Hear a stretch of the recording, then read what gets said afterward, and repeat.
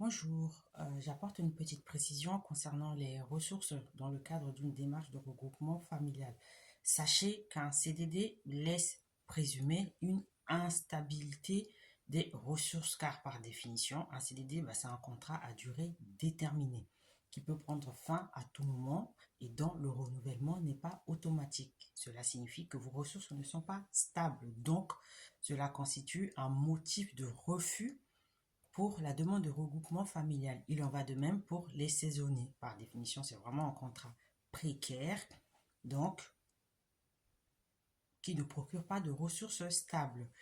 Par ailleurs, les allocations chômage n'ont pas le caractère de stabilité requis par la loi. Donc, c'est pareil.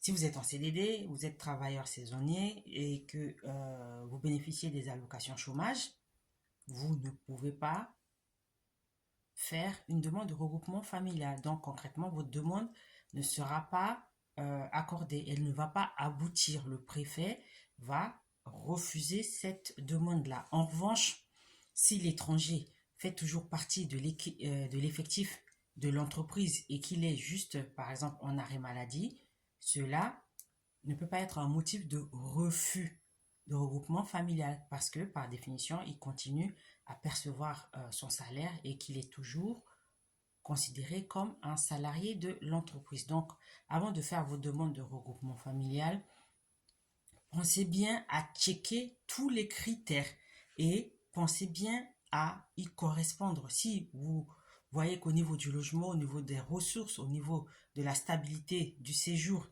il y a quelque chose qui cloche ou qui peut faire tâche, patientez, rapprochez-vous des professionnels du droit pour demander des conseils parce que eux, ils ont de l'expérience et puis l'expérience des autres peut aussi vous servir, d'accord? Donc, ne vous précipitez pas dans ces démarches-là parce que ces démarches-là, elles sont longues, elles sont démoralisantes et puis une fois que vous avez un refus, ça va être compliqué de refaire une demande après et de la voir aboutir. Donc, préparez-vous. C'est très important de prendre le temps de bien lire les critères. Si vous ne comprenez pas ce qui est demandé comme document, comme pièce justificative, rapprochez-vous de ceux qui s'y connaissent pour vous orienter. Et quand je dis ceux qui s'y connaissent, je ne parle pas des pseudo-juristes qu'on voit par-ci, par-là et tout, de quelqu'un qui a fait les études, qui a étudié le droit, qui a de l'expérience dans ce domaine-là, qui pourra vous donner les bonnes informations, d'accord?